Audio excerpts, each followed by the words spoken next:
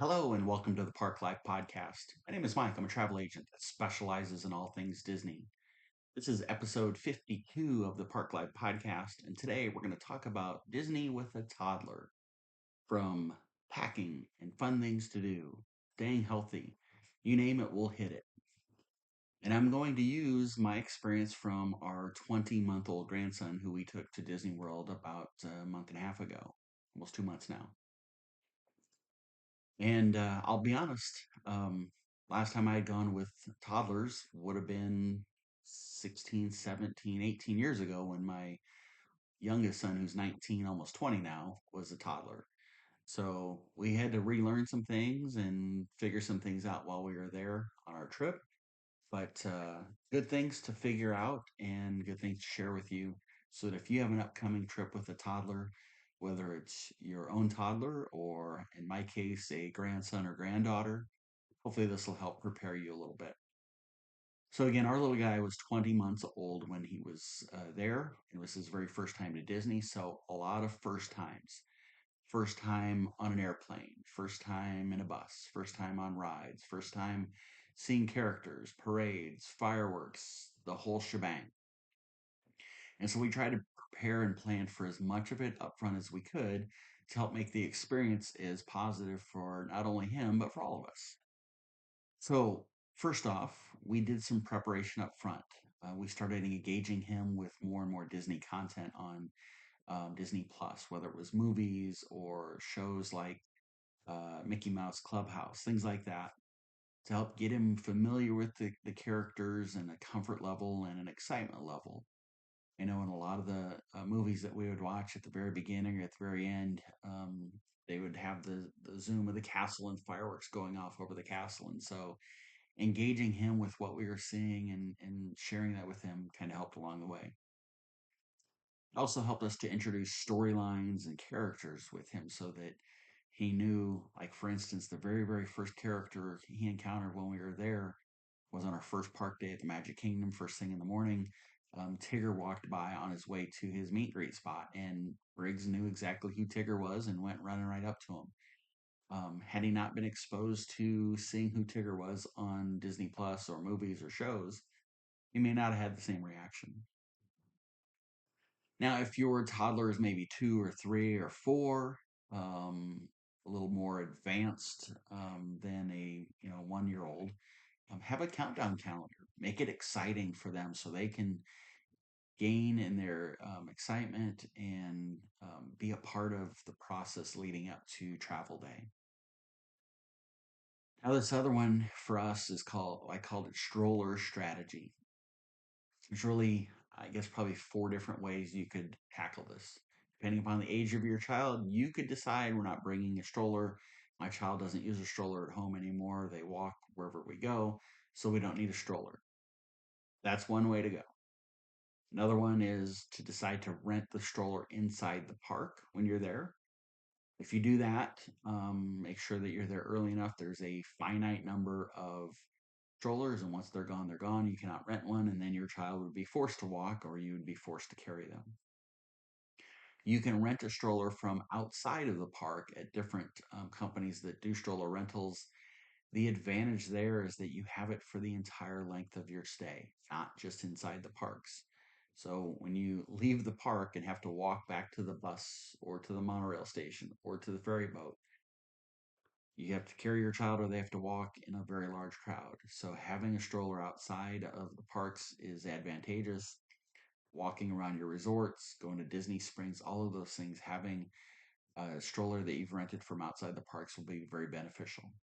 And your fourth option is to bring your own stroller from home. That's what we did when our kids were little. That's what we did on this last trip. And for me, I think of it in a couple different ways. One, there's a lot of walking to do at the airport. And, if you have an early morning flight, like a lot of times people do, little guy or little gal is tuckered out already because you've woken up them early, or maybe they've fallen back to sleep. So having them in a stroller makes it easier.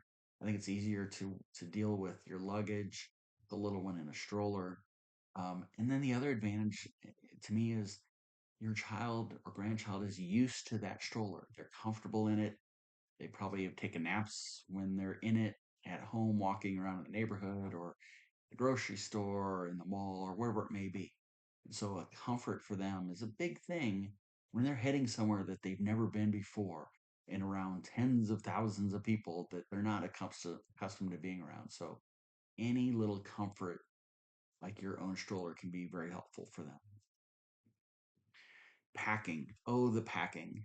Um, you can be a minimalist and wing it and try to get by with as little as possible. You could be over the top and pack everything but the kitchen sink, only because the kitchen sink wouldn't fit in the carry on bag. For us, again, it'd been 15, 16, 17 years since the last time I was there with a toddler. We put together a packing checklist. And it wasn't just for the toddler's things, but it was for everything for us, simply because if we were focused on the toddler and everything we had to have, we'd show up and we'd have forgot two or three things that I needed or my wife needed or somebody else in the travel party needed. And so we created a checklist um, months in advance and we modified that checklist as somebody thought of something that they needed or that we needed for my grandson. Or if we decided, you know what, we don't need that. We were very flexible and fluid with that checklist, but it was helpful in packing. You want to make sure that you pack comfortable clothes, weather appropriate clothes. If you're going to be there in January, it might be chilly slash colder. And so shorts and tank tops might not be what you can do the whole trip. Likewise, if you're going to go in July, you probably don't need pants. You probably don't need long sleeves or coats or anything like that. So weather appropriate. Shoes are a key factor. Comfortable shoes that you can maneuver in, that are breathable, multiple types of shoes or multiple pairs of shoes because one will get wet from a rainstorm or water rides or whatever the case may be. And same thing with clothes. I know when we were there 2 months ago at the end of May, beginning of June, I brought a second shirt in my bag every day in the parks because it was so doggone hot that at some point in the afternoon, it's just isn't fun being in a sweaty, wet t-shirt or sweatshirt or a short sleeve shirt. So I brought a change of shirt. I also brought a change of socks so that when it did rain and my feet got wet, I could at least put on dry socks to help save my feet from walking around in wet stuff. Make sure you have sun protection, even in December and January, especially like I'm from the Midwest. So if I go to Disney in January and it's 65 or 70 degrees there, it's probably 10 degrees here and there's snow on the ground and it's cold and windy and you're not outside. You get down there and you're outside for 4, 5, 6 days straight in the sun, even if it's only 70 degrees, you're going to burn. So make sure you have sun protection for you and for the littles. So for us, we also brought infant um, skin protection sunscreen that wouldn't be harmful to him. Sprays are great, creams are great. The little, almost like deodorant roll ons are amazing. And I'll tell you, with little guy, when it came time to put on sunscreen and they would start doing it, we'd get the little roll on deodorant kind, and he wanted to do it. So he was rubbing it on his face and on his arms. And so if it was fun for him, he wanted to do it, and it was a win-win because he enjoyed it, and we did something we needed to do to protect his skin.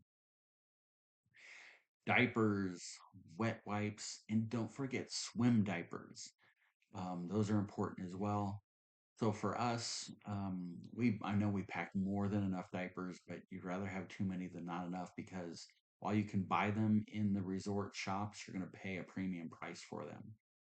So we scattered out the packing of the diapers. That way, one suitcase didn't have 50 pounds of diapers in it. Put some in 2 or 3 different carry on bags so that if luggage got lost or delayed, we had some, put some in a suitcase as well.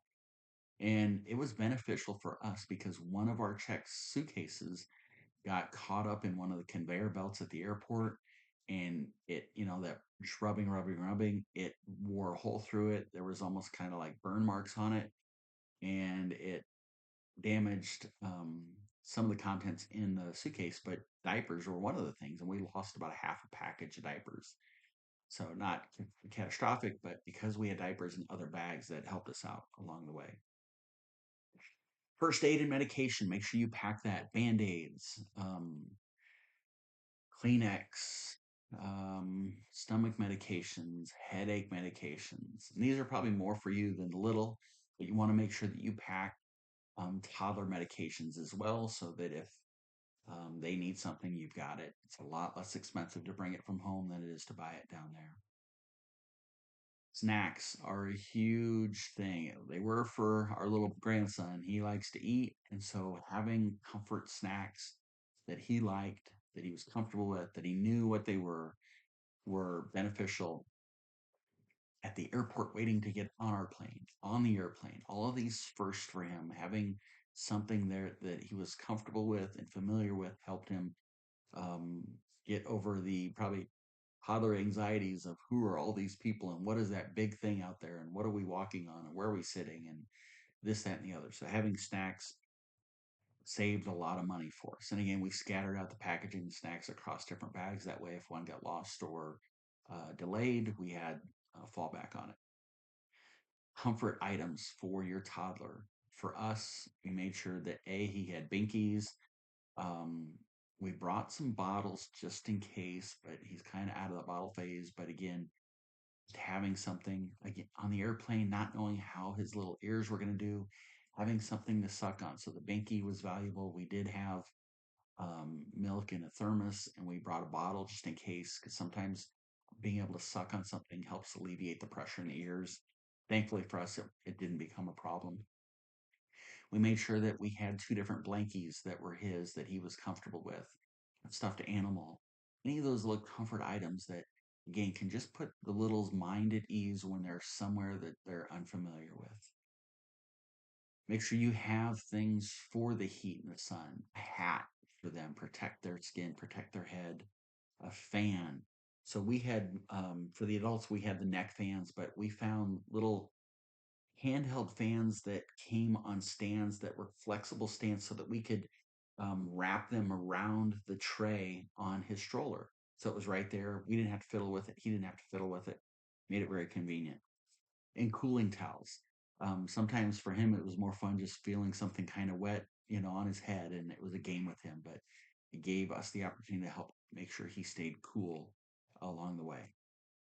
I mentioned bottles, sippy cups as well, very important for us, 20-month-old, while yes, he can drink out of a straw, what does he want to do when he gets that? He puts the straw in his mouth, but then he goes like this to drink because it's just how they did it with bottles when they were babies.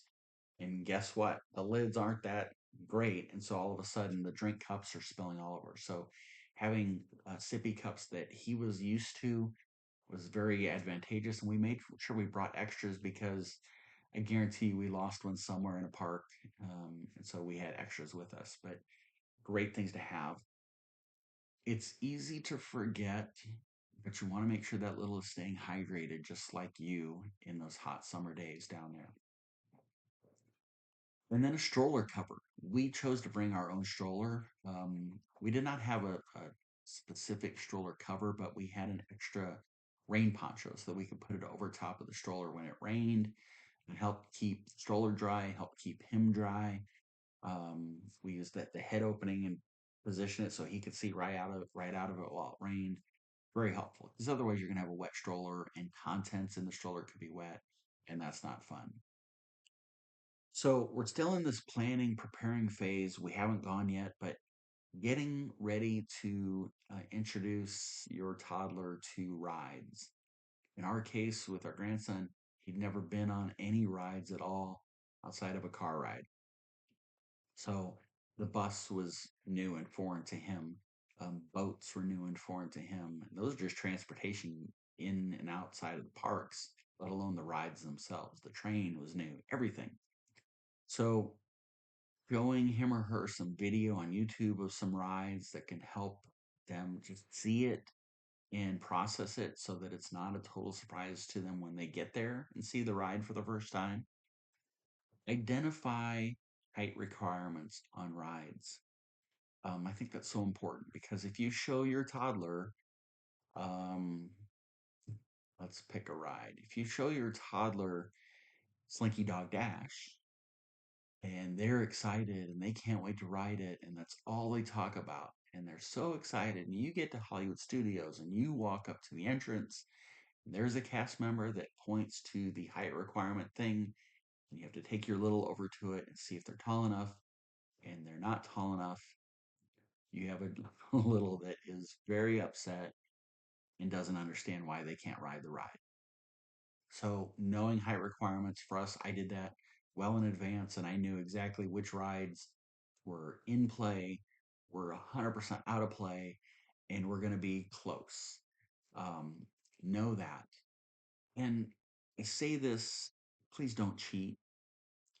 Don't have your little stand there and get up on their tippy toes to make them a little bit taller, or don't fluff their hair up, or don't, good Lord, put things inside their shoes that make them taller.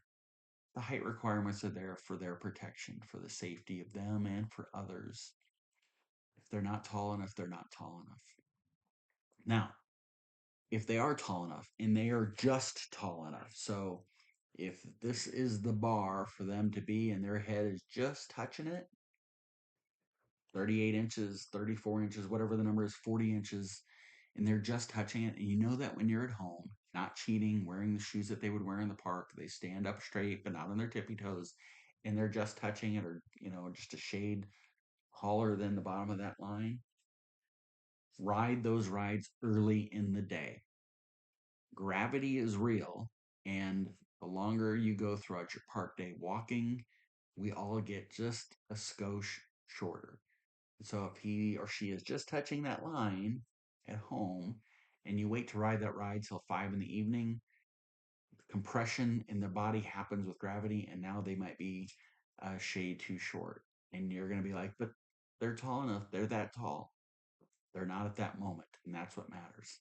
So understand the height requirements before you get there is important. The next thing in ride preparation is know what your child or grandchild's limit is when it comes to scary things that might be scary to your toddler. So, for instance, with us, with the little guy, we did not even attempt to do Haunted Mansion. That stretching room can be scary. Look, I'm 55 years old and I can still remember when I was 6 years old at Disney for the very first time, went into that stretching room. You're crowded with a bunch of people, and as a 5 or 6 year old, I was probably at the belt level of most of those people in that room. So I was intimidated by that. It gets pitch dark. You get this dude's voice that's scary. There's the flash of lightning. There's the screams, all very traumatic. And then for me, to this day, I still remember this. It was the scariest thing. When the stretching room is done and they open up the door and this horde of people go walking out, you start to funnel to a narrower space to then you're in line. All these people are merging and merging. And to this day, I remember being scared to death that I was going to be separated from my mom and dad in this dark place that I'd never been before. I have no idea where I'm going, how I'm going to get to the end of it, if I'm going to find my mom or dad. So that was also very scary for me. So dark things that could be scary, loud sounds. It may not even be dark, but something that's loud that might startle your toddler that's not comfortable for them. And then any drops. Tower of Terror. I think back to my youngest son is 19 now. When he was 3 years old, he's 6'3" now, 6'4". He's always been tall. He was the tallest kid in kindergarten, tallest kid each grade. As a 3-year old, he was tall. He was tall enough to ride Tower of Terror. There was no way in the world we were going to put him on Tower of Terror. And I guess that's a comment I would make or a tip. Just because they're tall enough doesn't mean they should ride it. So drops like Tower of Terror, like Rise of the Resistance. There's a brief drop, but it's sudden and can be startling. Um, a Slinky Dog Dash, the rides, even Barnstormer, things like that. Understand the tolerance level that your child has, because what you don't want to do, first day of 4 or 5, 6 park days, 9 a.m., put him or her on a ride that traumatizes them. They now don't want to ride any more rides, period. It makes for a very long 4 or 5 more days of vacation. So plan accordingly.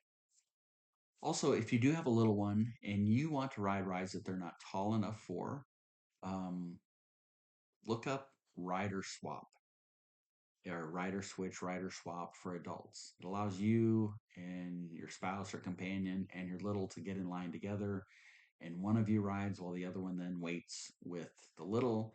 And then when the one who rides gets off, they kind of tag in the other one and switch with the baby. It prevents you from having to stand in a 20, 30, 40, 50-minute long line twice.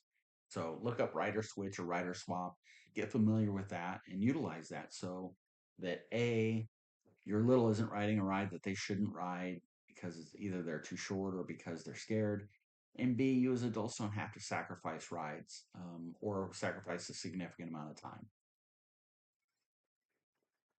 Let's talk about the schedule now. Still planning. You're not there yet. Plan for this. Pace yourself. So, this last trip, it was my parents, myself and my wife, my 19-year-old son, my middle son, daughter-in-law, and then our little 20-month-old grandson. Pace, pace, pace. My 19-year-old could go to town all over that place. My 30-year-old son and daughter-in-law could go to town all over that place at a much faster pace. The little can't go at that pace the whole time. As a 55-year-old, I can't go at that pace the whole time. My parents, my children's grandparents, my grandson's great grandparents could not go at that pace. So pace yourself for your entire party. Also, go at your child or toddler's pace, or grandchild in my case. If you force them to go at your pace, your schedule, waking up when you want to, going to bed when you want to, all of those things, they're going to wear down quickly, and you're going to have a toddler that is at the peak of the terrible twos, and it will not be enjoyable. Make sure you plan some rest time. Now, rest time could be going back to your resort for a midday nap for a couple hours, recharging the air conditioning, just floating in the pool at the resort. It could be an entire resort day. It can be just sitting in the shade in a park or making sure that you take in a couple extra shows in the air conditioning. Anything that allows you to physically rest, maybe mentally rest a little as well. Make sure you enjoy the splash pads and the play areas in the parks with your littles. Your toddler is probably used to, if they're going to daycare or in home or a daycare center, where they have playtime. They go out on the playground. They get to do those things. They're toddlers. They still want to do that, even though there's 30 rides waiting for them at the Magic Kingdom and there's 20 characters to see and all of these things that Disney World brings. They're still toddlers. They still want to play in the playground. Use the playgrounds at your resort. Enjoy the splash pads. I remember my 19-year-old when he was 18 months. Um, my mom and my wife spent a lot of time in the splash pads while my dad and I and my two older boys rode rides. Tanner had a ball playing in those splash pads. He could care less that he didn't ride this ride or that ride. He had a blast. So take advantage of those. Be flexible. Be very flexible. Things that you want to do might not happen because a ride goes down, or because it's storming and they have to cancel the parade, or because your little needs a nap and they're not going to function without one. So be flexible in your day's schedule. Um, if you are a night owl, your child is a night owl, they're not a morning person, then maybe you don't rope drop. If they're a morning person but they're not a night owl, they go to bed at 7 at night or 8 at night, maybe rope drop, but don't stay until park close. Manage that accordingly to your little, not to you. And then lastly, remember loud sounds that could affect them. So with our grandson, we bought noise canceling headphones probably 2 months for the trip.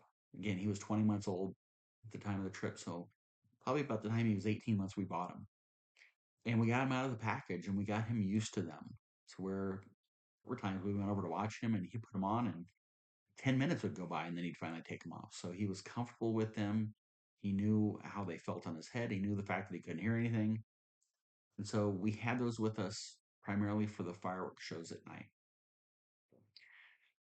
As far as the fireworks shows at night go, um, know what their tolerance is. My wife and I were there a few years back, and we were standing right in front of the castle for the fireworks show. And there was a family to our left who had two littles that were probably 2 and 4. The 4-year-old adored the fireworks, stood there, mouth wide open, just in awe. The 2-year-old screamed and cried the whole time because of the sound, because of how close they were to the fireworks, because of the mass of people they were all crammed in with. That experience was not good for that 2-year-old. It could not have been good for the parents. It was not any fun for those of us standing around. So, like with us, with the grandson, he'd never seen fireworks before in live, in person. He'd seen them on TV before, but our first night at the Magic Kingdom, we stood way back by the train station. A, it kept us further away from the loudness of the fireworks, kept us in a more sparsely populated area than right on Main Street or right in front of the castle. And it put us in a place that if he totally freaked out and couldn't handle it, the exit was right there and we were ready to go. There are a number of great places around the Magic Kingdom to watch fireworks.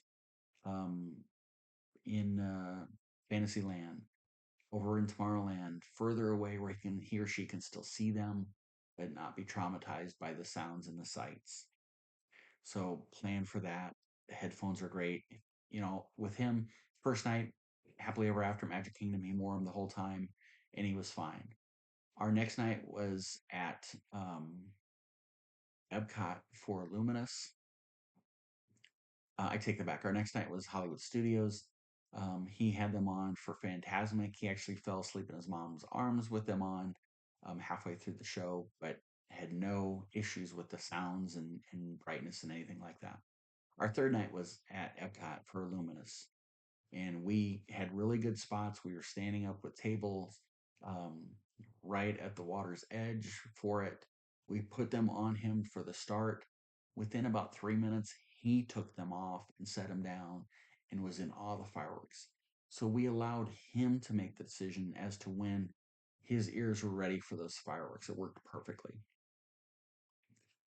Each one of the 4 amusement parks at Disney, Magic Kingdom, Epcot, Hollywood Studios, and Animal Kingdom have baby care centers in them. They're also their first aid stations. One of them in each park, know where they are at. Find them on the map, look them up at home beforehand, get on the My Disney Experience app and look them up. Know where they're at. You may need them, you may choose to use them. They have nursing/feeding stations, changing station. It's air conditioned, allows you to cool off, allows your little one to cool off. If you have medications for you or your little that need to be refrigerated, you can take them to the baby care centers and they will refrigerate them for you. Make sure they are in the prescribed packaging. Don't put liquid medication into a generic bottle and take it in. They want to know what the prescription is. They will catalog it and keep it safe for you. Within the feeding areas inside the baby care centers, they have high chairs, they have seating, they have microwaves if you need to heat stuff up, they have a sink if you need to wash things. All wonderful things. They're very accommodating. They have some private rooms if you need privacy to get your little to calm down, whatever the case may be. Take advantage of them. They're there for you.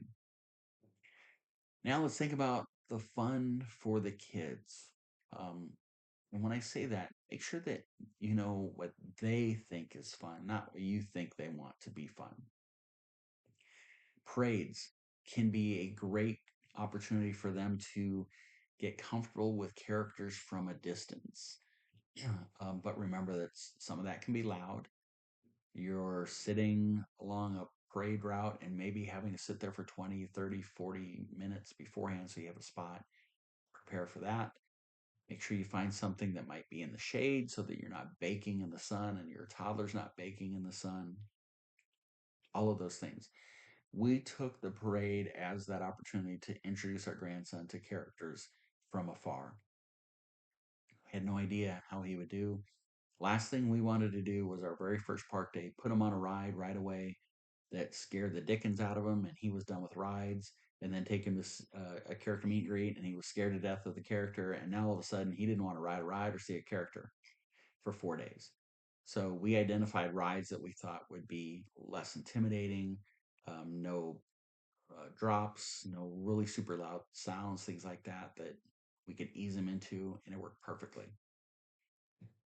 Character meet and greets, I mentioned them. Identify what characters your little is in love with. Um, for our little guy, he is a huge Moana fan, so making sure that he got to see Moana. I'll never forget this. We had autograph book with us. It was his turn for Moana. She walked over. She was wonderful. Put her hand out. He grabbed her hand. He walked him back over to where she stands. Um, he kind of kept his distance a little bit, but he was right there with her. And she talked with him. She got down on her knee. It was wonderful. Mom and Dad then came over, handed her the autograph book to sign. She signed it, handed it back to our grandson. He plopped down on his rear end, set the book on the ground, flipped the page, got the pen. He wanted to draw in the book, and so it was very adorable. But a lot of fun there. So identifying the characters that they really, really like and want to see. Understand that there might be some characters that might be a little frightening for them. So, like with our grandson, we did not go see Sully, just because he could be kind of scary, right? We did not go see Chewbacca, big, tall, scary guy, or Darth Vader, or Kylo Ren, any of those that we thought could be scary or intimidating. We didn't even bother with those. We went with the characters that we knew he would enjoy and let him ease into it. I didn't just walk him right up and stick him in the character's face.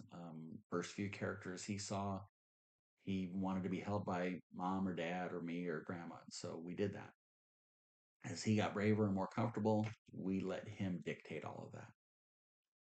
There are scavenger hunts inside some of the parks, inside some of the resorts. Take advantage of those with your kids, especially if they're 3 or 4 or 5 years old. If you want to consider them still toddlers, they might be engaging in that more and have a lot more fun with it. Most all of the resorts, when you get there, and each day up by the registration desk, they will have an activities board with the things that are happening at your resort for that day. If you're doing a resort day, maybe they're doing s'mores. They might have a movie that evening. They might do tie-dye shirts. They might have coloring, all different kind of activities. Make sure you're aware of those. And again, some of those activities, no, they're not going inside the park and doing all of the Disney World things, but they might be activities that assimilate what your toddler does at daycare, and it provides them an extra level of comfort. I mentioned autograph books. Autographs are a wonderful keepsake. Your little might not remember it, but you will. And those autographs and then pictures that you take, you can tie to those autographs in an autograph book. It's a great keepsake to have. And then someday you can turn that book over to your toddler when they're an adult and they have them. And someday, we did this, someday you're showing that autograph book with pictures to the next generation. So I gave my kids their autograph books, and now my middle son is showing those to his little guy. And then also know about special events, whether it's the ticketed events like Mickey's Not So Scary Halloween Party or Mickey's Very Merry Christmas Party or Jollywood. Know about those ahead of time and the impacts. Could be marathon weekends there, which are special events. Could be cheer and dance events happening at Wide World of Sports Complex. Know about those ahead of time so you can plan to the best of your ability to prepare for the impact it might have on your toddler. Now let's talk a little bit about health tips. Hand washing and sanitizing as often as possible. There are a lot of touch points within the parks, which means a lot of germs, tens of thousands of people there from all over the world, bringing all sorts of germs with them. So making sure your little is washing their hands as often as possible, hand sanitizers as much as possible, because toddlers like to touch their face and put their hand in their mouth and touch and poke and whatever. So that's important to do. For us, he was 20 months old. He's still in diapers. We bought disposable changing pads. They're, I don't know, probably 2.5 feet long, whatever. They fold up real nice. That way, when we went into a restroom that had a changing table, we could put that pad down, and keep him safe on that pad that we knew was clean and had been in our possession the whole time. We also bought disposable um, table placemats that had fun designs on them. Put that down because like with our grandson, the food's not staying in the basket. He's going to grab the chicken strip and he's going to just set it down on the table while he takes a drink or is gawking and looking at this, that, or the other. So having something in front of him that kept his food clean when he set it down on the tabletop was valuable for us. Keep them hydrated. Make sure they're drinking water. Um, for him, there were times where just putting ice in a cup and he was grabbing the ice and putting it in his mouth and sucking on it. Anything you can do to keep them hydrated. Sunscreen, sun protection is so important. Um, with him, with like the little deodorant style roll on, he wanted to put it on himself. So he was a part of that process. Familiarize yourself with high touch points and make sure you got your hand sanitizer ready to go. And think about the Winnie the Pooh ride at the Magic Kingdom. There's interactive touch points all throughout the queue line that littles are touching all of the time. So be ready for that. A couple of quick notes, if possible, in planning for a trip with a toddler. If they're under the age of 3, arrival day, if they're under the age of 3, they are free. You do not need a park ticket for them. At table service restaurants, they can eat off of your plate at no cost. If they're buffets, you can fill a plate and they'll eat off of that. Also know that at the quick serves, you as an adult don't have to order off the adult menu. You can buy a child's food. You can buy an adult uh, plate and then share the food with your toddler. All different ways to help manage their costs. Make sure you bring those snacks that you pack, bring them into the parks with you for your little, um, all of those things. But under the age of 3 is free. This comes up all of the time, so I want to mention it. If your little is under the age of 3, does not have a park ticket, they cannot do the Bibbidi Bobbidi Boutique in the Magic Kingdom. They must be the age of 3, and in order to be the age of 3, you must purchase a park admission ticket. So keep that in mind. If you can, pack your grandparents. I remember when my kids were little and my parents went with us, it was so helpful.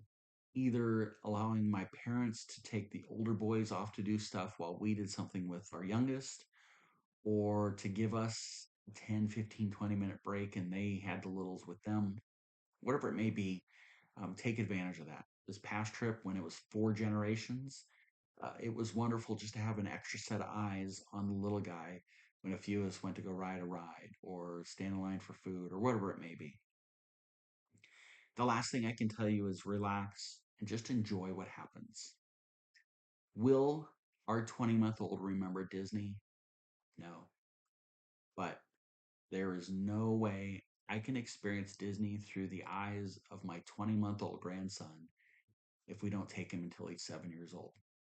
So enjoy it, enjoy the experience, relax, let happen what happens.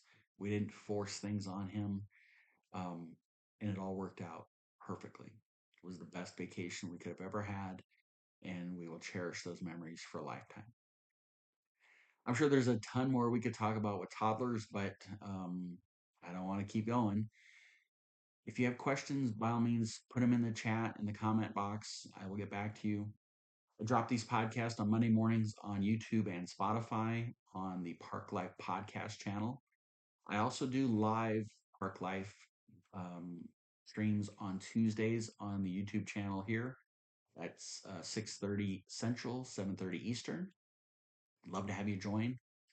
You can reach out to me on TikTok, Instagram, and YouTube on my personal channels, Mike_Disney Travel, or on Facebook at Mike's Magical World Vacations. But that's it for episode 52. Hope you have a great day today, better day tomorrow, and remember, it's a great day to be alive. Thanks, everybody. We'll see you again next time.